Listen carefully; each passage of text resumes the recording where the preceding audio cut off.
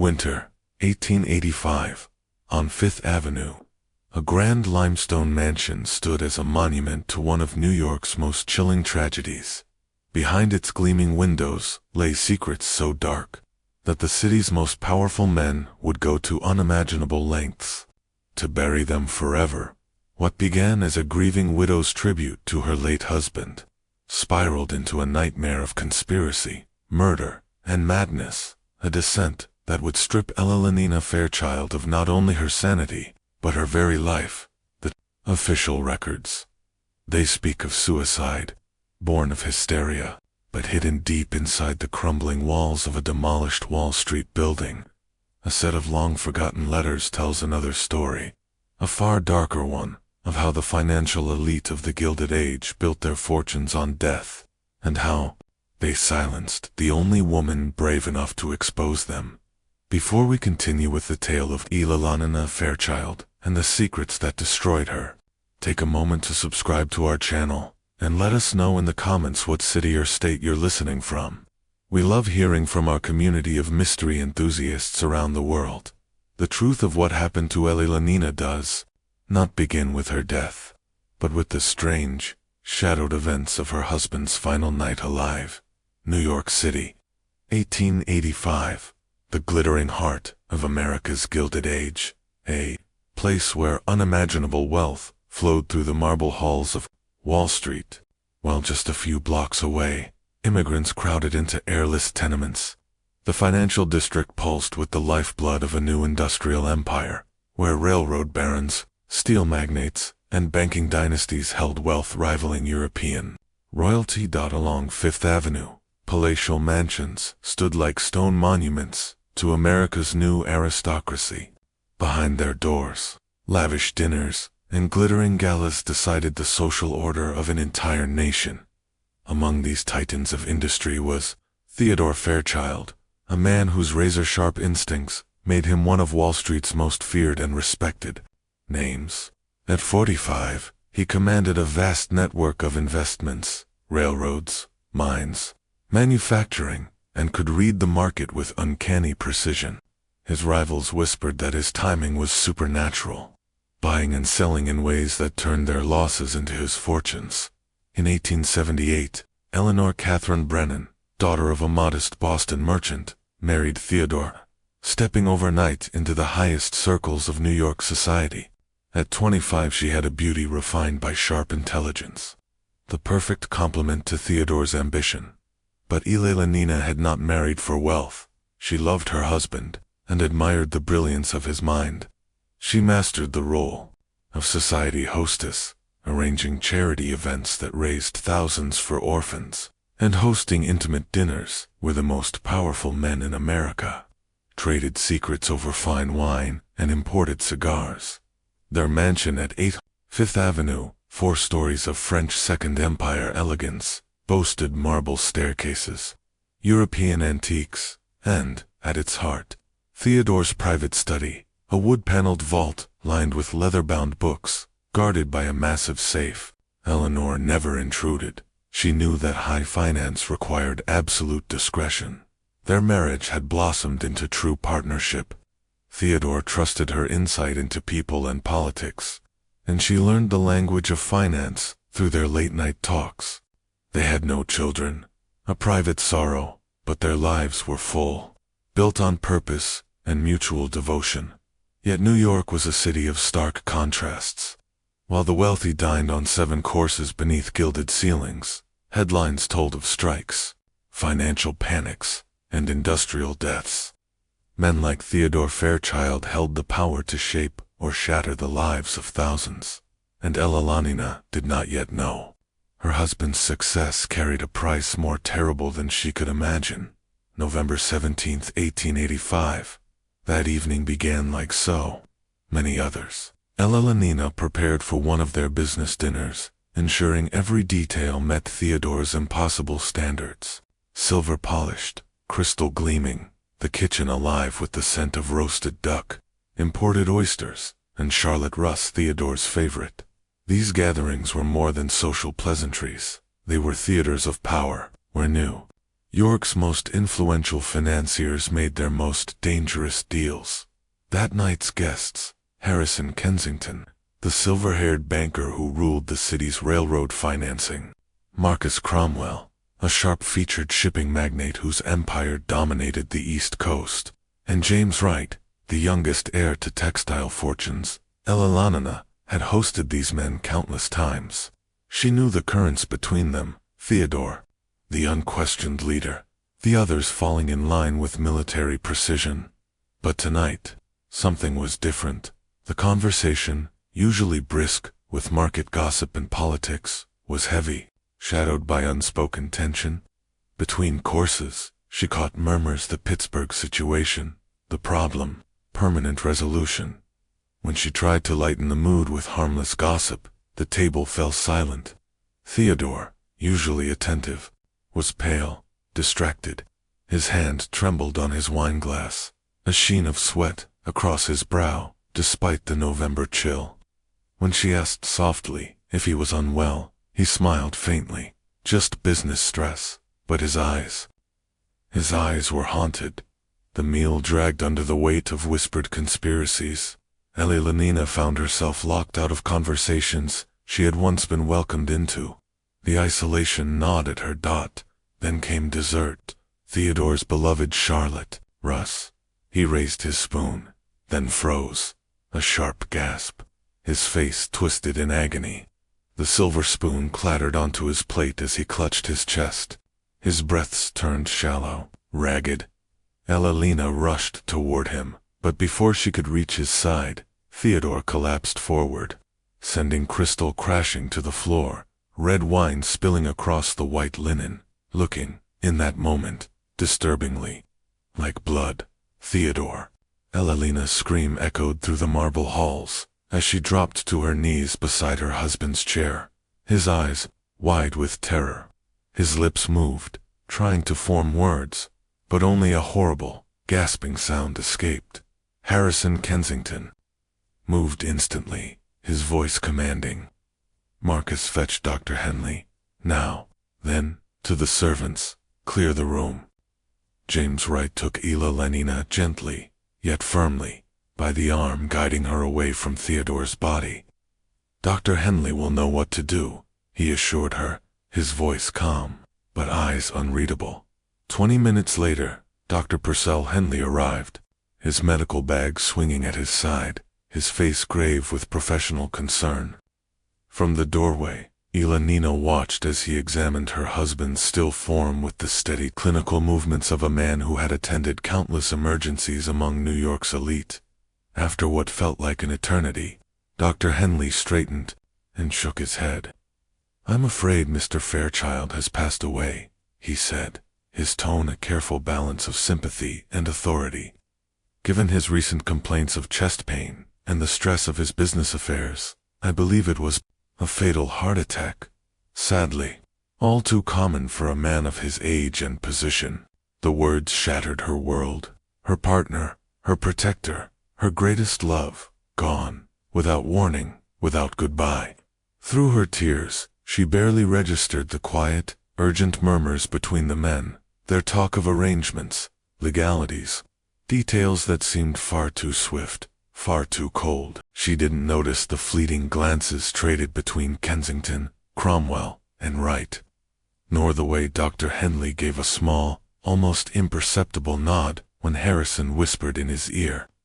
She didn't see Cromwell slip Theodore's wineglass and dinner plate into a servant's hands, or James Wright's subtle signal that led the butler to clear the entire table in record time. In the days that followed, the official story settled like dust. Theodore Fairchild, a brilliant mind of Wall Street, felled by the unforgiving weight of success. Newspapers printed tributes. Friends offered condolences, speaking of his genius, his legacy, but, in the quiet moments, Elellanena could not shake the image of his terrified eyes, or the strange, charged behavior of the men that night. Something was wrong, terribly wrong. Weeks blurred together, the funeral, the endless condolences, the sudden immersion into a world of ledgers, contracts, and legal documents that had once been Theodore's alone. His attorney, Cornelius Dalton, guided her through it all with a paternal calm, gently suggesting she might wish to entrust the vast empire to more experienced hands. Only now did she realize the full scale of that empire. Railroads, mines, shipping, manufacturing, newspapers, banks, all woven into an intricate web. The paperwork seemed endless: stock certificates, bond holdings, partnership agreements, letters from business associates scattered across the continent, and then she noticed something peculiar. Again and again, Theodore's timing was impeccable, impossibly so, selling railroad shares days before a deadly accident, buying mining claims just before rival operations collapsed, literally, investing in shipping lines immediately before competitors suffered mysterious catastrophes. At first, she credited his genius, but the deeper she dug, the more impossible it seemed. These weren't lucky guesses. They were too precise, too perfect. In his study, she found a locked drawer, one she had never seen opened. A locksmith's tools finally revealed its contents. Inside, neat stacks of newspaper clippings detailing industrial disasters, train derailments, sudden deaths of rival businessmen, each carefully dated, annotated, in Theodore's handwriting. Worse still, coded telegrams, cryptic letters, signed only with initials. The language was vague, yet chilling. Solutions to problematic situations. Permanent resolutions. Two business conflicts. These weren't business negotiations. They were plans. Plans for something criminal. One letter froze her blood. Dated 3 weeks before Theodore's death. It was written on fine paper with no letterhead, signed simply HK, discussing the Pittsburgh problem. She remembered those words from the fatal dinner.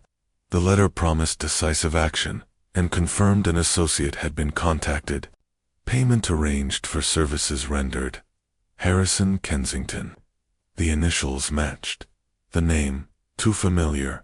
Could the man who had comforted her in her grief also be tied to something far more sinister? The thought was unthinkable, and yet the evidence lay in her hands. Winter bled into the bitter. January of 1886. Elellenena's days became consumed with piecing together Theodore's dealings. She built timelines, investments on one side, disasters on the other, and the patterns were undeniable. Catastrophes followed his moves, as if someone had arranged them. But as her obsession grew, her world shrank. Invitations dried up. Friends turned distant. Conversations faltered when she approached. Eyes avoided hers. And then there was Dr. Henley.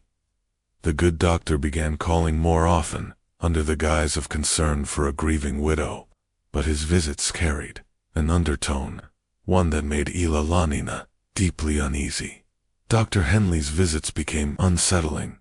His questions probed deeper each time. How was she spending her days? Was she dwelling too much on the past? Had she experienced any nervous symptoms that might require medical intervention? Whenever Elellanena mentioned her growing interest in understanding Theodore's business affairs, his expression would harden, masked beneath a thin veil of concern for her delicate constitution. But something far more disturbing was taking shape.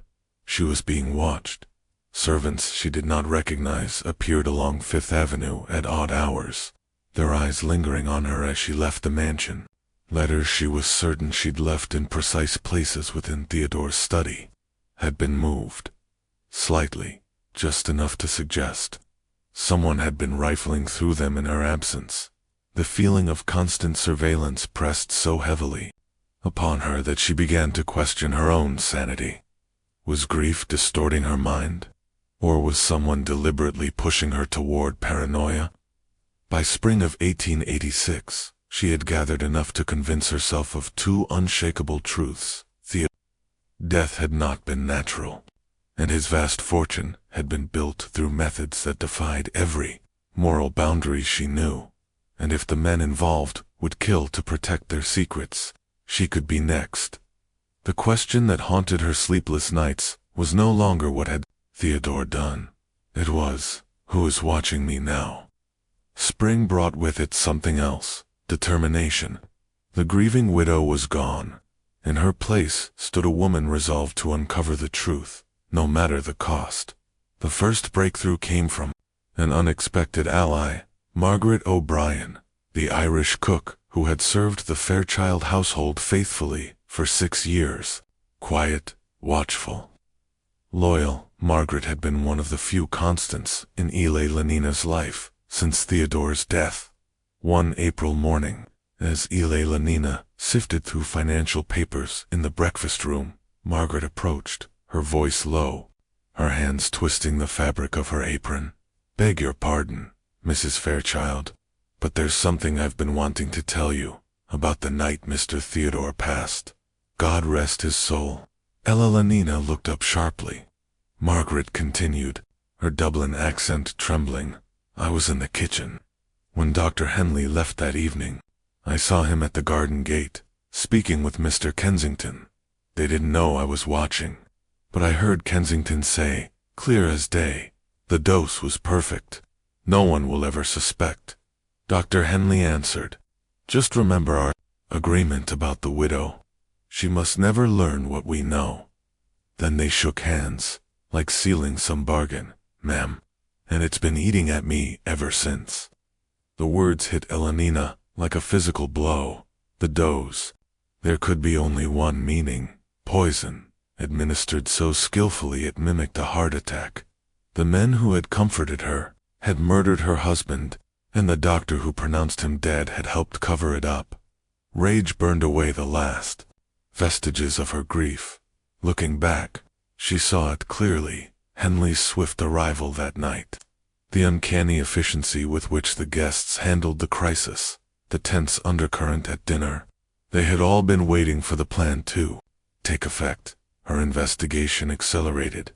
She began discreetly gathering information on each of the men present that evening. Harrison Kensington, tied to at least a dozen railroad ventures that flourished after mysterious disasters crippled his competitors. Marcus Cromwell, his shipping empire expanded by absorbing ruined companies plagued by suspicious fires, collisions, and inexplicable mechanical failures. James Wright, his textile fortune swelled after a series of accidental deaths among rival owners. The pattern was undeniable. Their fortunes rose on the corpses of their competition.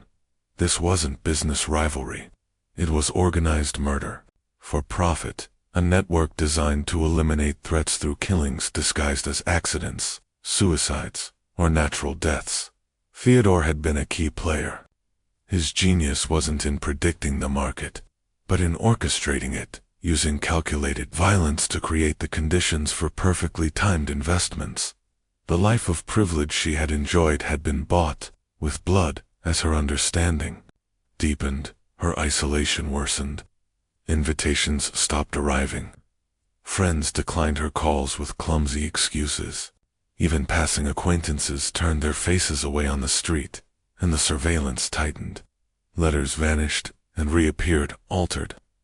New servants appeared in the household, all conveniently recommended by agencies tied to Kensington. Some of her private correspondence was clearly intercepted. Given the way replies addressed matters she had never committed to paper, the pressure was relentless. She startled at every sound, checked the locks again and again before bed, lay awake, in the dark, listening to the settling of the old mansion, wondering if tonight was the night they would decide she knew too much. Henley's visits became almost weekly, his examinations intrusive, his questions invasive. And then came the suggestion, spoken lightly, but heavy with threat. Perhaps her nerves required more aggressive treatment. Arrest, perhaps, at a private sanitarium where her care and her silence could be assured. The message was clear: obey, or be locked away. Her credibility destroyed forever. Ella understood then. She was racing against time. The conspirators were making their move. It was clear now they would silence her, either by locking her away in a private asylum or through something far more permanent. Her only hope was to gather enough evidence to destroy them before they destroyed her. But each day brought new danger. The noose was tightening, and Elellanena could feel it. The woman who had once presided over glittering dinners for New York's elite now lived as a prisoner in her own home, a home that had become both her cage and her hunting ground. The game of cat and mouse was underway, and she knew she was the mouse. By the summer of 1886, her investigation had revealed a truth more monstrous than she'd imagined. The conspiracy reached far beyond Kensington, Cromwell, and Wright. It wormed its way into the highest echelons of the city: judges, police officials, newspaper editors, even the Board of Health. This was no mere alliance of wealthy men. It was an empire of murder, operating unchecked for over a decade. Then came the most damning discovery of all. Behind a false panel in Theodore's office safe, she found a leather-bound ledger, every page in his meticulous handwriting. Each entry was an assassination contract: the target's name, the reason for their elimination, the method, the payment schedule, and the date of completion. The cold precision was staggering. Thomas Crawford, railroad executive, resolved via carriage accident, October 15, 1883. Profitable acquisitions, $180,000. Robert Sinclair, shipping magnate, apparent suicide, March 22, 1884. Result: control of 3 lucrative trade routes. William Hayes, textile manufacturer, killed in a factory fire alongside 17 workers. Insurance and business gains, over $200,000. The ledger also revealed a network of professional killers, identified only by numbers. Agent 7, carriage accidents. Agent 12, industrial disasters and fires. Agent 23, undetectable poisons. Theodore had been their strategist, selecting targets, calculating timing, ensuring every death maximized profit. Kensington handled the money. Cromwell oversaw the logistics. Wright maintained the web of corrupt officials that smothered any real investigation. And then she saw it. The final incomplete entry: E.F. widow. Excessive curiosity. Permanent resolution required. Her initials: Elellanena, Fairchild. She was next. Fear froze her blood, but it also galvanized her. She now understood exactly how little time she had. Henley's quiet campaign to paint her as unstable was part of the setup. Her suicide would be the final tragic note in a story they had already written. The attacks began soon after. A chandelier crashed to the floor minutes after she had stood beneath it. A gas leak in her bedroom caught only because Margaret smelled it before she retired for the night. Her carriage lost a wheel on Fifth Avenue, nearly sending her into the path of oncoming traffic. Each incident was staged to look like chance, but the pattern was undeniable. They were testing methods, deciding which would look most natural. Trust dissolved. She could not be certain of the food she ate, the stairs she climbed, the air she breathed. Henley's visits grew bolder. This time, he brought a colleague, Dr. Reginald Steinberg, specialist in nervous disorders and institutional commitment. Their examinations turned interrogative. Did she believe people were plotting against her? Was she having paranoid delusions about her husband's business partners? Could she distinguish reality from imagination? She saw it then. They were building the medical case for her removal. Once inside one of the era's infamous private sanitariums, her word would mean nothing, and her eventual death could be dismissed as the sad decline of a broken mind. The thought chilled her deeper than the fear of death itself. Just when we think the horror can't deepen, it does. If this story has you on edge, share it with a friend who loves dark mysteries. Hit like and subscribe so you don't miss what happens next, because Elellanenna's nightmare is far from over. Her desperation sharpened into resolve. She would expose them or die trying. The plan was dangerous, reckless, but it was her only chance. She would collect every shred of evidence, duplicate it, and deliver it simultaneously to federal authorities, major newspapers, and trusted law enforcement in other cities. Working in total secrecy, she photographed pages of the ledger with a discreetly purchased camera.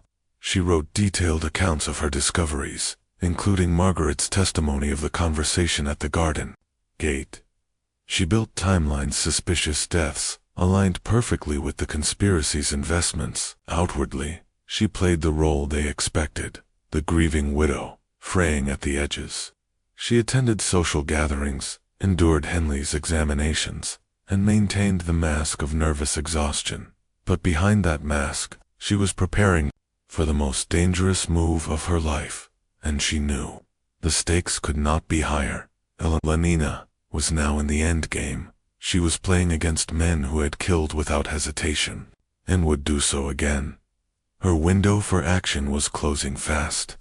The evidence she carried would either shatter one of the most powerful criminal networks in American history, or vanish with her, ensuring their secrets stayed buried forever. As summer bled into autumn, she felt the tension coil tighter with each passing day.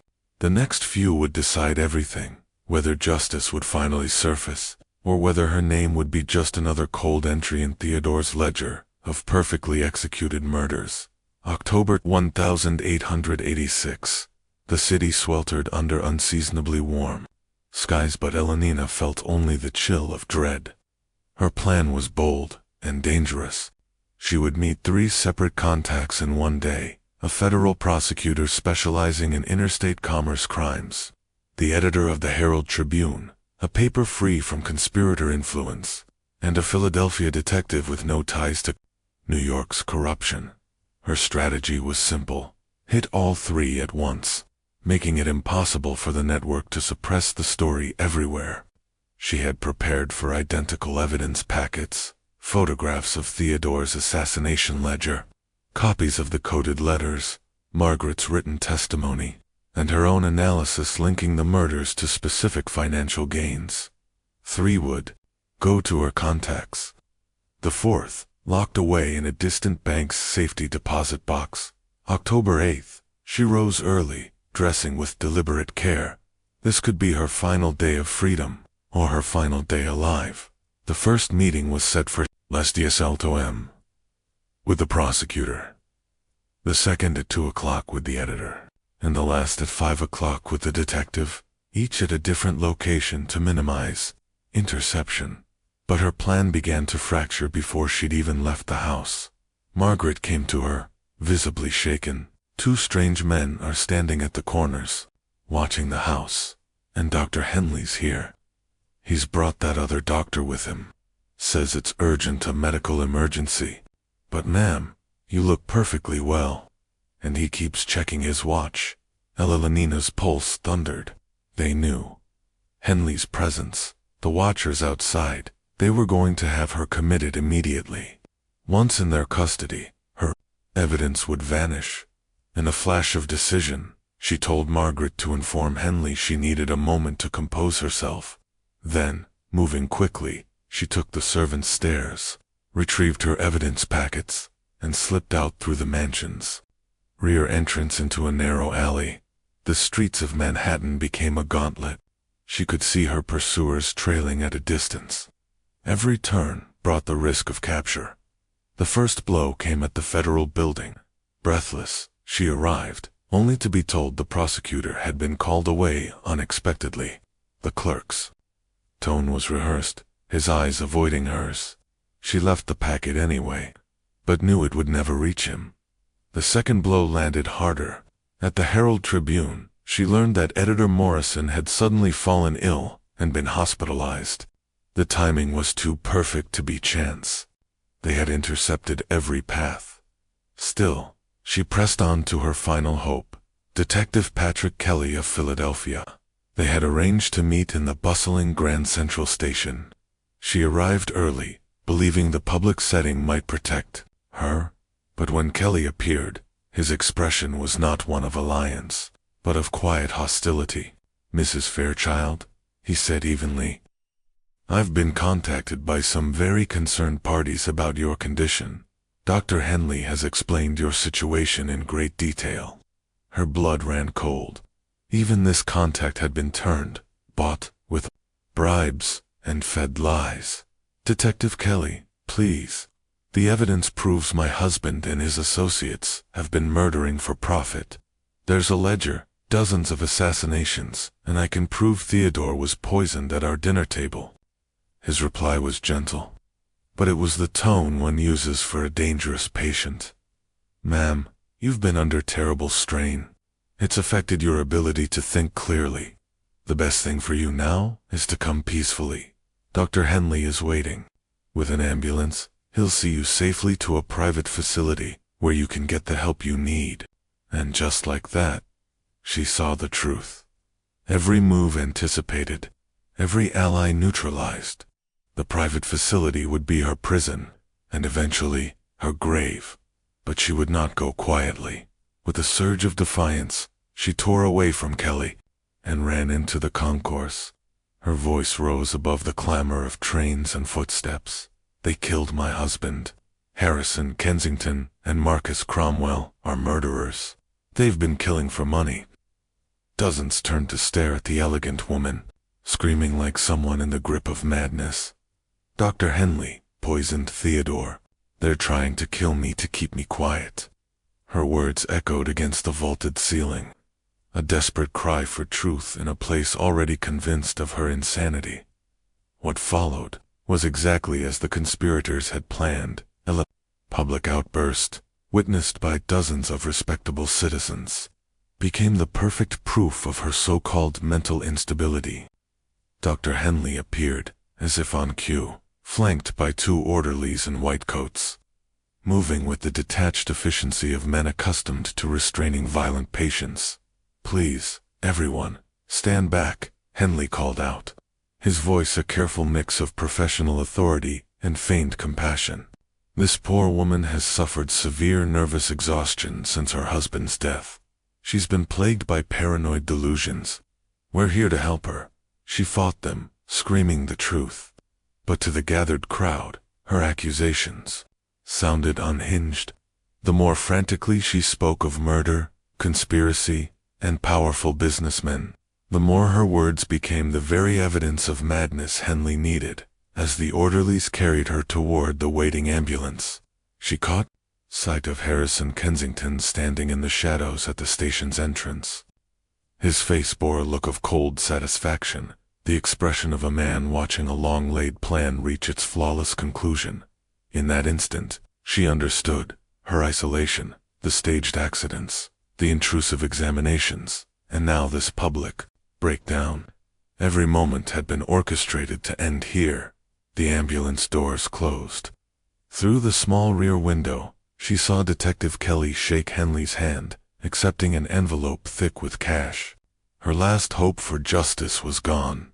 October 8, 1886, Elellanena Catherine Fairchild was committed to the Westchester Private Sanitarium under the authority of Dr. Purcell, Henley, and Dr. Reginald Steinberg. Remote, discreet, and designed for the wealthy whose illnesses were too embarrassing for public eyes, or whose existence was inconvenient to powerful men. The sanitarium's records claimed her condition declined rapidly after arrival. Henley's diagnosis: acute paranoid hysteria, brought on by grief and exhaustion. Her talk of murder plots, classified as elaborate delusions. Treatment was as cruel as it was calculated. Confinement to a private room. No visitors beyond immediate family, of which she had none. Cold water therapy, enforced bed rest, and increasing doses of opiates. Sedating her mind into silence, she begged to contact authorities, to send letters. All denied, for her own good. Margaret O'Brien tried to visit. Repeatedly, always turned away. Henley told her the patient's state was too fragile. Contact could trigger violence. Margaret never knew. She was next. November 15, 1886, 1 month after Elellena's commitment, Margaret was found dead in her small apartment. 'Cause A gas leak from a faulty stove. The only witness to Henley's damning conversation with Kensington. Silenced forever. December 3, 1886. Elellena's end came with the precision of the men who had orchestrated it. Nearly 2 months of confinement, escalating doses of laudanum, and then one final, lethal injection. The records called it a therapeutic treatment for severe agitation. In truth, it was execution, disguised as care. The death certificate, signed by Henley, countersigned by Steinberg, listed cardiac failure due to mental collapse. No mention of the morphine, no mention of murder. Her funeral was modest. A few servants, a handful of social acquaintances, Kensington, Cromwell, and Wright, were their faces arranged in masks of sorrow. The grieving friends who had tried to help the poor, deluded widow, and failed. The New York Times obituary painted her as a tragic warning about unchecked grief, her claims of murder and conspiracy dismissed as the fantasies of a broken mind. Henley was praised for his heroic efforts. Cornelius Dalton, executor of her estate, moved quickly. The Fairchild fortune, over $2 million, was distributed according to Theodore's old instructions, conveniently enriching his business partners. Kensington's bank saw massive deposits. Cromwell acquired valuable shipping lines for a fraction of their worth. Wright took control of key textile operations. The mansion at 847 Fifth Avenue was sold. Theodore's business records, including every trace of the ledger, were destroyed under Kensington's supervision, and the network endured. With Theodore and Elellanena gone, the murder-for-profit machine ran without interruption, expanding its reach across the Northeast and into the industrial Midwest. Henley's reputation grew, his practice flourishing in cases where nervous women required specialized care. The mortality rate in his sanitarium patients was unusually high. The Westchester Sanitarium burned down in 1902, its records lost forever. Convenient, by the early 1900s, most of the original conspirators were dead, celebrated as philanthropists and captains of industry. Kensington remembered for his hospitals and schools. Cromwell hailed as a shipping magnate who strengthened America's trade. Wright praised for the textile empire that built the modern economy. Their monuments stood tall, while the truth lay buried with their victims. The methods they perfected, eliminating rivals through accidents, corrupting law and medicine, locking away inconvenient witnesses, became a model for future generations of organized crime. Fairchild's name vanished from history, reduced to a footnote in occasional studies of female hysteria in the Gilded Age. Her warnings went unheard, her courage unremembered. The woman who risked everything to expose one of America's most dangerous criminal conspiracies became just another tragic case. This story reminds us, the most terrifying monsters are not supernatural, but ordinary men convinced their power and wealth place them above the law. What do you think? Could such conspiracies have thrived in the shadows of America's Gilded Age? Share your thoughts in the comments, and if you want more dark histories like this, subscribe, hit the bell, and share this story with someone who loves uncovering the secrets history tried to bury.